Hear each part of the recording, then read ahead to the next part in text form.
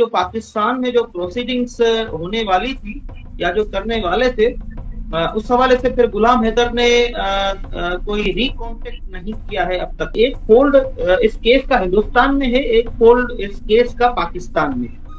हिंदुस्तान में तो मोमिन मलिक साहब केस को प्रोसीड कर रहे हैं, पाकिस्तान में जो केस है फोल्ड उसका वो इस वक्त रुका हुआ है।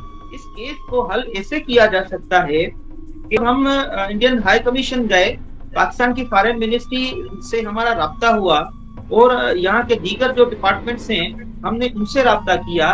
फिर उनकी जो नेगोशिएशंस जो है हमें उनको नेगोशिएशन जो डिप्लोमेटिक नेगोशिएशन करने के लिए हमें फिर फॉरेन मिनिस्ट्री को दबाव दिलाने के लिए हमें फिर रिट पिटिशन फाइल करनी थी। आया वो हाई कोर्ट में फाइल करते या सुप्रीम कोर्ट में फाइल करते, वो हम अनफॉर्चुनेटली फाइल नहीं कर सके। तो हाई कमीशन हो, चाहे वो पाकिस्तान की फॉरेन मिनिस्ट्री हो, चाहे वो पाकिस्तान का जो FIA डिपार्टमेंट हो, चाहे वो लोकल पुलिस स्टेशन हो, चाहे वो सीनियर सुपरिटेंडेंट ऑफ पुलिस हो और दीगर जो भी डिपार्टमेंट्स हैं उनको जितनी भी हमने खतौत की है और जहां भी हम फिजिकली गए हैं अनफॉर्चुनेटली उन्होंने कोई रिप्लाई नहीं दिया है।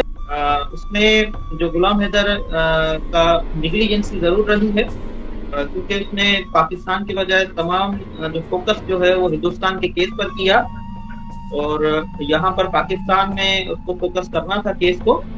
पाकिस्तान की सरकार इस केस में सीरियस होते हुए नजर नहीं आती है। पाकिस्तान की सरकार इस केस में सीरियस होते हुए नजर नहीं आती है। पाकिस्तान सुप्रीम कोर्ट के एडवोकेट रोशन अली अजीम साहब, तो सबसे पहले आइए उनका हम स्वागत करते हैं। स्वागत है आपका ढेर सारा रोशन साहब हमारे इस चैनल में।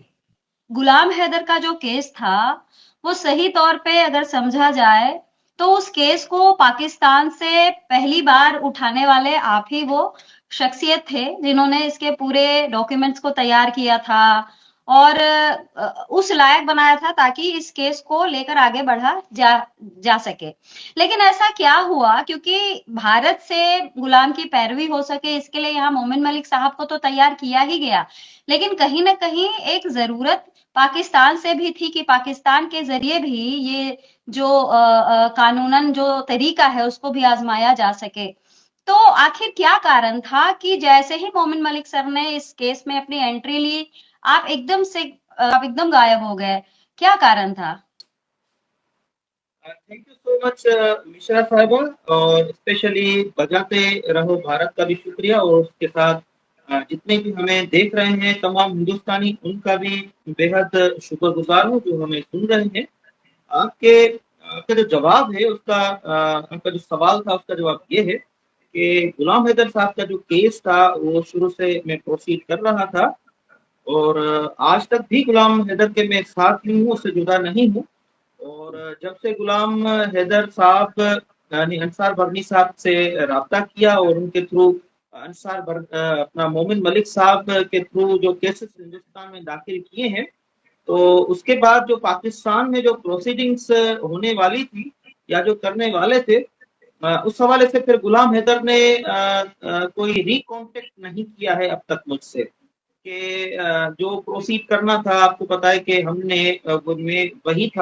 मैं ही था जो गुलाम हैदर को लेके हिंदुस्तान की हाई कमीशन गया, हाई कमिश्नर साहब को डॉक्यूमेंटेशन की, पाकिस्तान की फॉरेन मिनिस्ट्री गया और जितनी भी जो रिक्वायर्ड डॉक्यूमेंटेशन थी जो इंटरनेशनल लॉ हमें प्रोवाइड करता है, क्योंकि बोथ आर सेपरेट कंट्रीज, तो उस हवाले से जो डॉक्यूमेंटेशन में कर रहा था तो वो गुलाम हैदर का जो है इंगेज हिंदुस्तान में मोमिन मलिक साहब करने के बाद जो रिकॉन्टेक्ट था वो हमारा नहीं हो सका है। हाँ, केस के हवाले से रिकॉन्टेक्ट तो नहीं हुआ है, लेकिन उसके अलावा तो हमारी बातें होती रहती हैं, गुलाम हैदर से भी बात होती है केस के हवाले से। लेकिन मुझे कोई गुलाम हैदर की तरफ से ऐसी कोई डायरेक्शन अब तक नहीं मिली है कि मैं इस केस को पाकिस्तान में जाके कोई रिट पिटिशन फाइल करूं या कोई फॉरेन मिनिस्ट्री जाऊं या कहीं और में जाऊं, क्योंकि मेरे पास इस वक्त लोकस स्टैंडी नहीं है कि मैं खुद जाके अप्रोच करें, क्योंकि वकालत का पहला उसूल ये होता है कि हम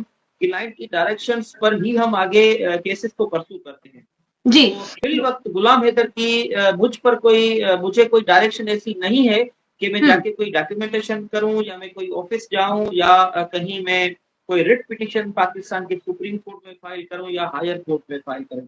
तो लोकस स्टैंडर्ड का जो इशू है वो गुलाम हैदर का हमारा जरूर इसमें है, लेकिन गुलाम हैदर के साथ मैं अब तक भी हूँ, कायम हूँ, जुड़ा हुआ हूँ और गुलाम हैदर की जो भी डायरेक्शन होगी तो उसको मैं फॉलो जरूर करूंगा। जी रोशन साहब, सवाल मेरा ये है दूसरा कि ये सारी चीजें आपने बता दी कि मोमिन मलिक साहब को जब इस केस को ट्रांसफर किया गया उसके बाद आपको आगे प्रोसीड करने की बात आपसे नहीं हुई, इसीलिए प्रोफेशनली आप उनके साथ अभी तक नहीं जुड़े हैं, लेकिन हाँ पर्सनली आपकी उनसे बात होती रहती है।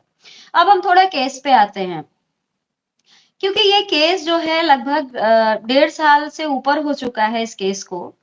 पहली चीज, दूसरी बात ये कि जिस तरीके से आप कानून के जानकार हैं, आपको भी पता है कि चीजें कैसे आगे बढ़ती हैं और क्या सही तरीका होना चाहिए कि जो केस है वो अपने अंजाम तक जाए। तो आपको क्या ऐसा लगता है कि इस केस को एक प्रॉपर वे के थ्रू इसको क्लियर किया जा सकता था?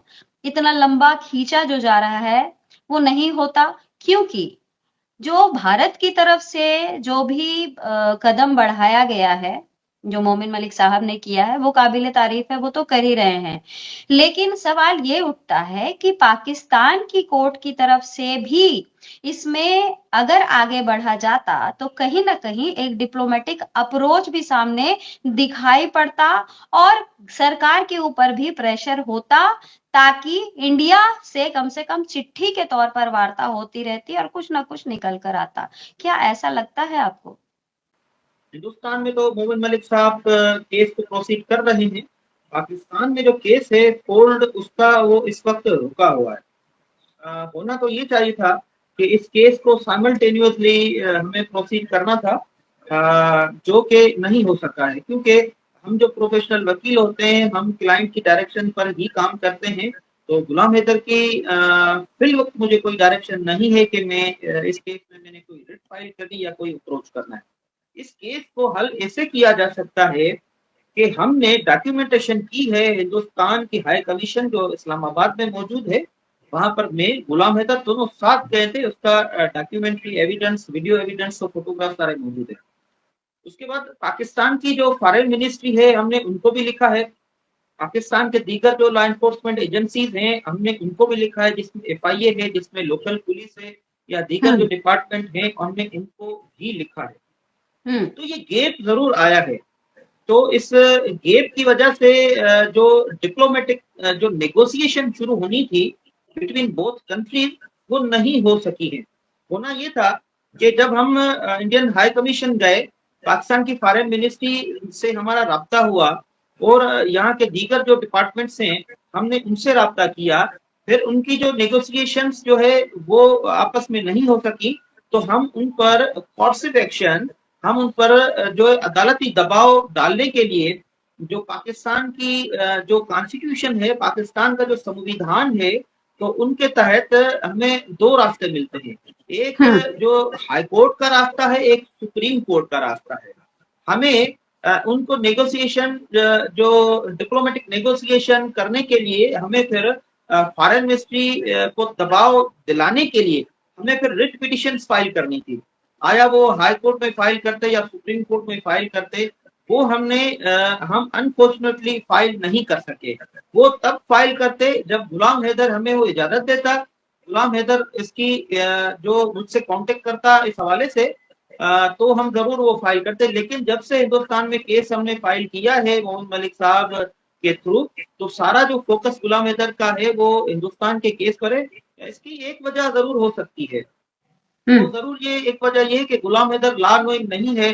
गुलाम हैदर को सारा फोकस हिंदुस्तान के केस पे कर रहा है। और ऐसा भी नहीं है कि गुलाम हैदर को बताया नहीं गया है मेरी तरफ से, मैंने गुलाम हैदर को ये इन्फॉर्म जरूर किया है। तो इस हवाले से मैं अब तक भी गुलाम हैदर का इंतजार कर रहा हूँ कि वो जब मुझे डायरेक्शन देगा तो मैं जरूर ये जो अदालती जो दरवाजा है इसको खटखटाऊंगा, जरूर गुलाम हैदर की मदद जरूर करूंगा। और ये आपकी बात बिल्कुल दुरुस्त है, डिप्लोमेटिक नेगोशिएशंस जब तक नहीं होंगी तब तक सीमा हैदर का मामला वो हल होते हुए नजर नहीं आता है। होंगे। आपने कहा कि जब इस केस की आपने शुरुआत की थी, तो आपने चिट्ठी के ज़रिए अपनी सरकार से बात करने की कोशिश की थी, जिसमें आपने पाकिस्तान की जो फ़ॉरेन मिनिस्ट्री है, वहाँ भी आपने चिट्ठी से वार्ता करने की कोशिश की। तो जवाब मिला था उधर से, पाकिस्तान की सरकार की तरफ से कोई जवाब आया हो या फिर हमारी एम्बेसी जो है, वहाँ की तरफ से? अनफॉर्चुनेटली हमने जितनी भी खतोखतावत की है, चाहे वो हिंदुस्तान के हाई कमीशन हो, चाहे वो पाकिस्तान की फॉरेन मिनिस्ट्री हो, चाहे वो पाकिस्तान का जो एफआईए डिपार्टमेंट हो, चाहे वो लोकल पुलिस स्टेशन हो, चाहे वो सीनियर सुपरिटेंडेंट ऑफ पुलिस हो और दीगर जो भी डिपार्टमेंट्स है, उनको जितनी भी हमने खतोखतावत की है और जहां भी हम फिजिकली गए हैं, अनफॉर्चुनेटली उन्होंने कोई रिप्लाई नहीं दिया है, कोई जवाब नहीं दिया है, चाहे वो हिंदुस्तान हो चाहे वो पाकिस्तान हो। पाकिस्तान की सरकार इस केस में सीरियस होते हुए नजर नहीं आती है। सीमा हैदर कोई सेलिब्रिटी नहीं थी, सीमा हैदर कोई बड़ी शख्सियत नहीं थी। सीमा हैदर एक इलीगल इमिग्रेंट थी जो हिंदुस्तान में गई, हिंदुस्तान में उसके ऊपर केस चल रहा है। और दूसरा कि पाकिस्तान के इंटरनल मामला और जो इश्यूज हैं उस पर पाकिस्तान की मीडिया फोकस कर रही है, पाकिस्तान की सरकार फोकस कर रही है। इसलिए सीमा को पाकिस्तान की सरकार, पाकिस्तान की मीडिया, पाकिस्तान के शहरियों ने इतना अहम नहीं समझा है। तो ये रीजन है। लेकिन अगर हम सीमा को एक साइड कर दें, तो गुलाम हैदर को जिस तरीके से शुरुआत में एक एक जिस तरीके से प्रेजेंट किया गया, वो यही बताया गया कि एक ऐसा व्यक्ति जो एक बाप है जिसके 4 बच्चे को उसकी माँ लेकर भाग गई है, इल्लीगली एंटर कर गई है इंडिया में। तो उस लिहाज से भले ही कितना भी मतलब बड़ा कोई कोई न्यूज़ आ गई हो या फिर बहुत बड़ा कोई वारदात घट गया हो, लेकिन एक कहते हैं ना, इंसानियत की ग्राउंड पर इस विषय को तो उठाया जा सकता था पाकिस्तान की मीडिया की तरफ से, क्योंकि सीमा की के जो केस थे, जब सीमा यहाँ आई थी, तो काफ़ी हमारी भारत की मीडिया ने काफ़ी उसको जगह दी थी, काफ़ी उसको अपनी बात रखने की भी उसको मोहलत दिया गया था और साथ में गुलाम हैदर को भी बिठाया गया था ताकि गुलाम हैदर भी अपनी बात रखे। खैर, ये मेरा सवाल नहीं है कि उन्होंने क्यों नहीं स्थान दिया, क्यों नहीं उनको जगह दिया। सवाल ये है कि आपने लेटर लिखा, उधर से कोई जवाब नहीं आया। अब आप कह रहे हैं कि अगर गुलाम हैदर, अगर आपको उसी समय से लेकर अब तक अगर कंटिन्यू रखता, तो कहीं न कहीं जो डिप्लोमैटिक अप्रोच की आप बात कर रहे हैं कि डिप्लोमैटिक जो तरीका है जिसमें एक सरकार जो है, एक देश की सरकार जो है दूसरे देश की सरकार से चिट्ठी से सवाल जवाब कर सकती है, या फिर और भी दूसरे तरीके होते हैं जो डिप्लोमैटिकली होते हैं, उसका भी अप्लाई किया जा सकता था। लेकिन ऐसा इसलिए नहीं हुआ क्योंकि एक तो डायरेक्ट सरकार कोई जवाब नहीं देती है, इसीलिए कोर्ट का सहारा लिया जाता है ताकि कोर्ट से एक प्रेशर बनाया जाए, एक उनके ऊपर ये कोर्ट का जब डंडा, कहते हैं कोर्ट का जब डंडा पड़ता है तो सारी बातें फिर सरकार को भी सुनना पड़ता है। तो आपको लगता है कहीं ना कहीं ये मिसिंग रहा? अगर ये कंटिन्यू रहता तो अभी तक केस कहीं से कहीं पहुंचा होता और गुलाम हैदर के बच्चे यहाँ पाकिस्तान पहुंच गए होते। जी आप बिल्कुल मिश्रा साहबा, इस बात को मैं एडमिट करता हूँ।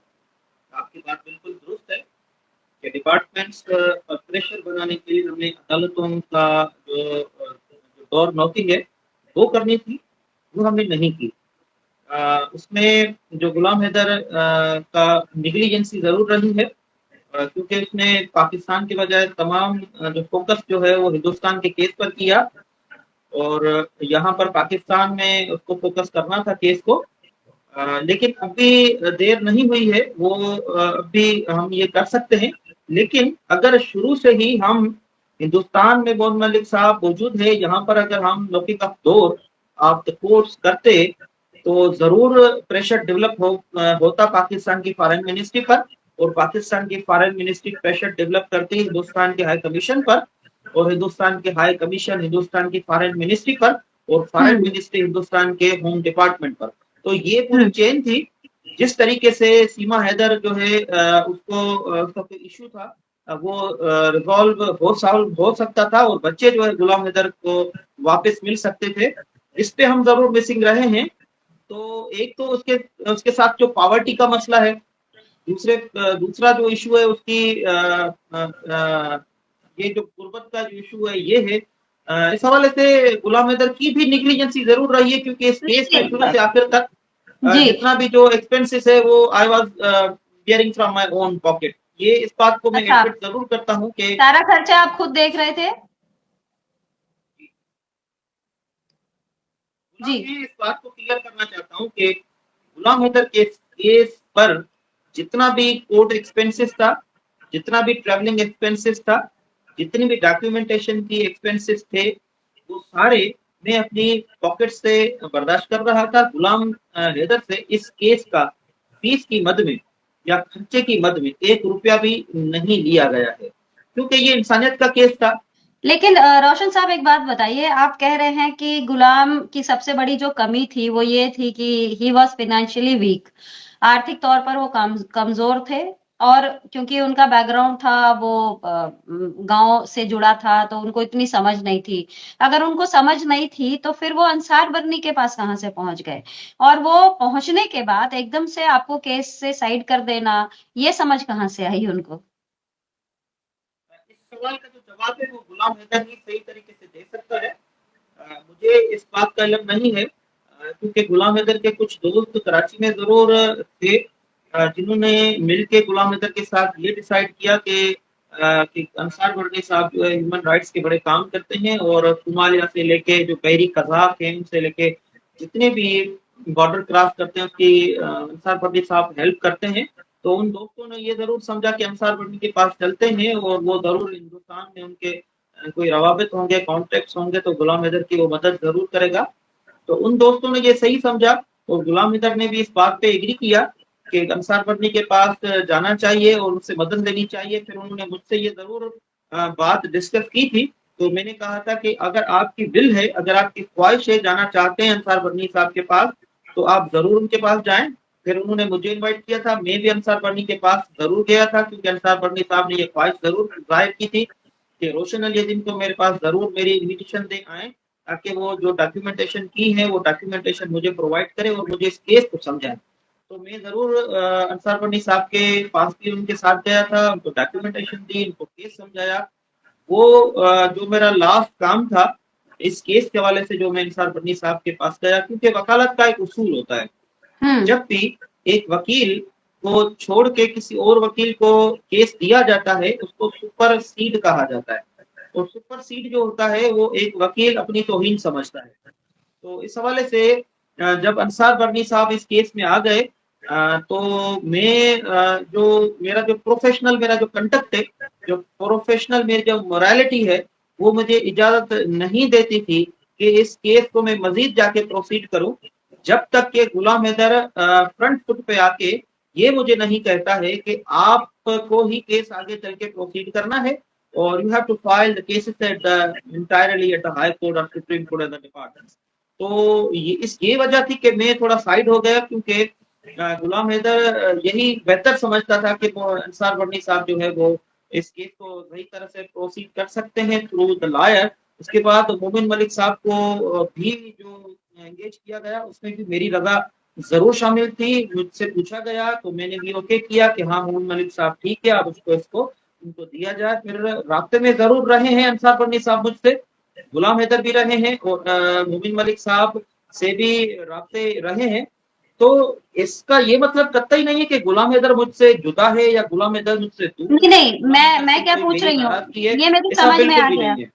नहीं नहीं, मैं समझ गई ये बात कि आप गए और आपने सारे डॉक्यूमेंट्स जो है उनको हैंड ओवर किया, लेकिन क्या उस वक्त आपने ये उनसे ये डिस्कस करना नहीं समझा कि एक बार उनको ये भी बताया जाए कि ठीक है, गुलाम हैदर का केस इंडिया से मोमिन मलिक साहब को दिया जा रहा है वो तो सही है, लेकिन पाकिस्तान से भी अगर इस केस को बढ़ाया जाए तो एक दूसरा जो ऑप्शन भी हमारे पास रहेगा, इंडिया की तरफ से जो केस मोमिन साहब लड़ ही रहे हैं, हम अपनी भी सरकार के ऊपर एक दबाव डलवा सकते हैं कोर्ट के जरिए, ताकि जो दूसरा अप्रोच है डायरेक्ट सरकार से बात किया जाए, सरकार से पूछा जाए, इंडिया की तरफ बढ़ के आगे बढ़ा जाए, क्योंकि आप तो इंडिया को ऐसे अप्रोच नहीं कर सकते हैं, सरकार ही सरकार को अप्रोच करेगी। और सरकार कैसे अप्रोच करेगी? जब वहां की कोर्ट बोले कि भाई इस केस में 4 बच्चे अगर चले गए हैं, उसकी पत्नी गई है, क्योंकि मैं आपको बता दूं कि ये बात मैं जब भी रखती हूँ तो कई लोग जो है जो चाहते नहीं है या पता नहीं उनका क्या है या इतनी समझ नहीं है, वो ये कहते हैं कि यहाँ पर सीमा हैदर ने बाकायदा चिट्ठी लिखी है हमारे प्रधानमंत्री साहब को, जहां वो रह रही है उस राज्य के मुख्यमंत्री को, और साथ ही जो यहाँ हमारी प्रेसिडेंट है उनको, द्रौपदी मुर्मू को, कि मुझे पाकिस्तान न भेजा जाए। पाकिस्तान में मैं प्रताड़ित थी, मैं 4 बच्चों को लेकर यहाँ आई हूँ, और अगर मुझे पाकिस्तान भेज दिया जाता है तो वहां मुझे मार दिया जाएगा। इसी वजह से मुझे वहां ना भेजा जाए। और ये चिट्ठी वहां लिखी गई, और लिखने के बाद ये बार बार पाकिस्तान की तरफ से ये कहा गया कि क्या इस तरीके से कोई भी चिट्ठी लिख देगा, कोई भी पाकिस्तान की महिला आ जाएगी, चिट्ठी लिख देगी तो क्या जाएगी, चिट्ठी लिख देगी तो क्या उसको रहने दिया जाएगा? तो इसका तो जवाब मैं पहले दे दूं कि जब जैसे ही सीमा यहाँ पर आई, इलीगल उसकी एंट्री हुई, और जैसे ही हमारे एडमिनिस्ट्रेशन के संज्ञान में ये बात आई कि कोई महिला पाकिस्तान से इलीगली भारत में घुसी है, तो तुरंत उसके खिलाफ एक्शन लिया गया, उसको तुरंत जेल भेजा गया। उसके बाद क्योंकि यहाँ के भारतीय सचिन मीना के वो संपर्क में थी, उसने कोर्ट में अपील करी और अपने 4 बच्चों को सामने रखकर उसने कैसे कैसे करके बेल ले ली। बेल में जो भी कंडीशंस थे, उस कंडीशंस को वो फॉलो करती रही, जो आज तक कर रही है। 4 कंडीशंस थे, आपको भी पता है। 3 कंडीशन कि वो एड्रेस नहीं बदलेगी, वो देश छोड़ के नहीं जाएगी, और कोई नया अपराध नहीं करेगी। तो जो न्यायिक तौर पर जो नया अपराध होता है, उसमें उसने अभी तक कोई अपराध नहीं किया है, क्योंकि यूट्यूब पे नाचना या ब्लॉग बनाना या कुछ अपनी बातें रखना वो अपराध की श्रेणी में नहीं आता है। तो उसने ऐसा कोई 3 अपराध किया नहीं था, इसीलिए उसको यहाँ बेल मिली। बेल मिलने के बाद तरह तरह के सवाल उठे कि इस तरह की चिट्ठी लिख देने से क्या होता है। इसी के ऊपर मैंने जो जवाब दिया था, मैंने यही कहा था कि यदि ऐसा है कि पाकिस्तान अगर सीमा वापस जाती है तो उसको कुछ नहीं किया जाएगा। तो जिस तरीके से चिट्ठी में, आप भी समझते हैं ना रोशन साहब कि जो सरकारें जो काम करती है, चाहे आपके पाकिस्तान की हो या हमारे भारत की हो, जो डिपार्टमेंट्स काम करता है वो मौखिक रूप पे काम नहीं करता है कि मैं मुंह से बोल दूं या पाकिस्तान का 4 आदमी खड़े होके बोल दे कि नहीं नहीं आ जाएगी, कुछ नहीं होगा। ऐसे काम नहीं होता है। ये लिखित तौर पर होता है, चिट्ठी की भाषा में बात की जाती है, और एक सरकार से दूसरी सरकार जब तक चिट्ठी में वार्ता ना करे तब तक उसको सही नहीं माना जाता, मतलब वो एक्सेप्टेबल ही नहीं है अगर हम कानूनन तौर पे बात करें तो इसमें मैंने कहा था कि भले ही सीमा हैदर ने अपनी तरफ से बात रखी हो कि मैं पाकिस्तान अगर गई तो मुझे मार दिया जाएगा, क्या इसके एवज में पाकिस्तान की तरफ से कोई प्रेशर बनाया गया? क्या उधर की सरकार ने कोई चिट्ठी वार्ता की कि ये जो भी बात कह रही है वो सिरे से गलत है? क्योंकि हम लोग सरकार होने के नाते चाहते हैं कि वो 4 बच्चे आ जाएं या सीमा हैदर भी यहाँ आ जाए अपने बच्चों के साथ, उसको कुछ नहीं किया जाएगा। तो ऐसा नहीं था, जवाब मिला नहीं। और कई तरह के आपके वहां के यूट्यूबर्स हैं, बहुत अपने आप को बहुत बड़े पत्रकार समझते हैं, आई डोंट नो, लेकिन वहां से जो उन्होंने कुछ महिलाओं को बिठाकर कहवाया, तो उनका कहना था कि क्योंकि चारों बच्चे वही हैं, महिला भी वही है, तो इसीलिए पाकिस्तान की कोर्ट में कोई केस नहीं दायर हो सकता है। तो मेरी तो समझ से परे थी बात कि जहां की वो नागरिक, जहां रहने वाली, जहां के वो बच्चे, अगर वहां से बच्चा गायब है तो क्या वहां की जो न्यायिक व्यवस्था है उसको अप्रोच नहीं किया जा सकता है? तो मुझे थोड़ा सा इन सब चीजों में समझाइए कि जो बात मैंने कही कि अगर सीमा हैदर ने कहा, उसने कही ये बात कि मैं जाऊंगी तो मुझे मार दिया जाएगा, तो क्या सरकार उधर से अगर कोर्ट के जरिए प्रेशर बनता, सरकार ये बात इंडिया में रखती, तो क्या इसका सोल्यूशन नहीं मिलता? आपका जो ये तगड़ी सवाल था, इस तगड़ी सवाल में से मैंने 3 जो है सवाल निकाले हैं। उन 3 सवालों के जवाब मैं बारी-बारी दूंगा। सबसे पहला सवाल मोहम्मद मलिक साहब, अंसार बर्नी साहब के हवाले से था। देखिए, अंसार बर्नी साहब को मुझे बताने की कोई जरूरत नहीं थी कि आपने नेगोशिएशन जो करनी है डिप्लोमेटिक इस तरीके से, क्योंकि अंसार बर्नी साहब वो सीनियर ह्यूमैनिटेरियन हैं जो काम करते हैं इस सोशल सेक्टर में, और वो पाकिस्तान के ह्यूमन राइट्स के मिनिस्टर भी रह चुके हैं, सीनियर वकील हैं, उनको सब पता है। और हो नहीं, सकता है उन्होंने कोई डॉक्यूमेंटेशन भी रोशन की हो। साहब, मैं अंसार बर्नी साहब को यहाँ पर डाल ही नहीं रही हूँ। मेरा अंसार बर्नी साहब से कोई सवाल नहीं है। मैं आता हूँ आपके मेरा सवाल सवाल, पर। मैं अब हाँ, दूसरे जवाब पर आता हूँ, मैं दूसरे जवाब पर आता हूँ। जी, मैं हम्म, दूसरे जवाब पर आता हूँ। दूसरा जवाब आपका ये था कि सीमा हैदर ने हिंदुस्तान को चिट्ठी लिखी कि मेरी पाकिस्तान में जिंदगी को खतरा है। इस हवाले से देखिए, पाकिस्तान में सीमा हैदर समेत किसी भी खवातीन की जिंदगी को कोई खतरा हो ही नहीं सकता। जवाब दे सकते हैं। आपने समझा ही नहीं मेरे सवाल को। मेरा सवाल ये था कि सीमा हैदर ने तो अपनी तरफ से लिख दिया, वो पाकिस्तान में नहीं लिखेगी, वो लिखी है यहाँ पर कि मुझे ना भेजा जाए क्योंकि वो इंडिया में है। उसने लिख दिया कि मुझे ना भेजा जाए पाकिस्तान, मैं जाऊंगी तो मुझे मार दिया जाएगा, बच्चों को भी मार दिया जाएगा। उसको अभी जैसे आप तमाम कानून बता रहे हैं कि ये नहीं होता है क्योंकि हमारे देश में ये कानून है, महिलाओं के लिए ये कानून बना हुआ है। तो ये जो आप बता रहे हैं, इस बात को चिट्ठी के तौर पर अगर आपकी सरकार वहां तक भेजती, हमारी सरकार तक, तो उससे वार्तालाप बढ़ता, ना कि हम एक दूसरे को कानून समझाएंगे। तो मैं आपको बोलूं हमारे देश में ये चलता है, आप हमें बोले हमारे देश में ये चलता है। उसका जो एक तरीका था जो हमें समझ में आई। मैं आपका सवाल समझ गया। मैं आपका सवाल हम्म, समझ गया। आपका सवाल ये है कि सीमा ने हिंदुस्तान की सरकार को ये लिखा कि मेरी हम्म, जिंदगी खतरे में है। आपका ये कहना है कि क्या पाकिस्तान की सरकार ने वापस हिंदुस्तान को लिखा या नहीं लिखा? देखिए, डिप्लोमेटिक नेगोशिएशन सीमा हैदर के मामले में शुरू ही नहीं हुई है। कोई काउंसलर एक्सेस दिया ही नहीं गया है हिंदुस्तान की तरफ से। जब तक काउंसलर एक्सेस नहीं दिया जाएगा, ये तब ये तक ये सीमा यही हैदर का यही पे मैं आ रही एक हूँ। एक मामला जो है, यहीं पे मैं आ रही हूँ रोशन अली साहब। काउंसलर आपने एक्सेस, काउंसलर जब तक काउंसलर काउंसलर एक्सेस की बात आपने करी, उसके बाद वहीं पे तो मामला खत्म कर दिया गया, क्योंकि यहाँ ये भी बात हुई थी कि भारत ने भी पहले पाकिस्तान में एक्सेस मांगा था तो मना कर दिया गया था, फिर वहां से मना, ऐसा कुछ हुआ। खैर हम उस बात पे नहीं जाएंगे, मेरा वो सब चीजों पर बात ही नहीं है। मेरा सवाल बस इतना है कि जो आप कह रहे हैं कि डिप्लोमेटिक अप्रोच आगे बढ़ा ही नहीं, तो मैं कह रही हूं कि अगर आप इस केस को जिस तरीके से कह रहे हैं कि कुछ दिन आप लेके बढ़े, जिस दिन से डॉक्यूमेंट्स आपसे ले लिए गए आपने छोड़ दिया केस। मेरा सवाल ये है कि अगर आपकी ही तरफ से वहां कोर्ट जाकर अगर सरकार को प्रेशर बनाया जाता, आपके जरिए, आपकी कोर्ट के जरिए पाकिस्तान की सरकार को, तो क्या ये चिट्ठी वार्ता आगे बढ़ सकती थी जो अभी ठंडे बस्ते में बिल्कुल रख दी गई है? जी, आपका कहना बिल्कुल दुरुस्त है, ऐसा ही होना था। अगर इस केस को आगे लेके हम प्रेशर डेवलप करते, पाकिस्तान के जो जुडिशियल सिस्टम है उसके थ्रू इन्वॉल्व करते फॉरेन मिनिस्ट्री को, और फॉरेन मिनिस्ट्री के थ्रू हम इंडियन हाई कमीशन को इन्वॉल्व करते, यानी involve definitely foreign ministry Pakistan की ही करती, क्योंकि एम्बेसीज हाई कमीशन इम्यून होती है, इम्यूनिटी हासिल होती है।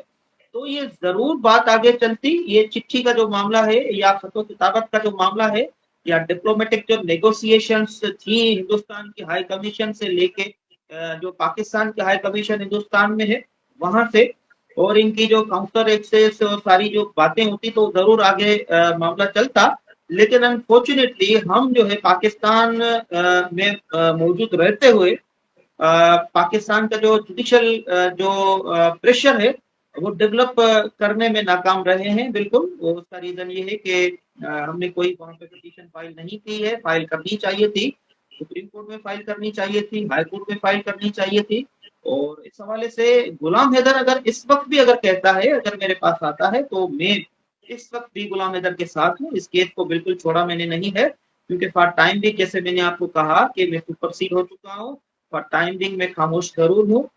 लेकिन वापस गुलाम हैदर अगर इस डायरेक्शन पर आता है कि you have to proceed the cases, तो मैं जरूर गुलाम हैदर के केस प्रोसीड फर्दर करूंगा।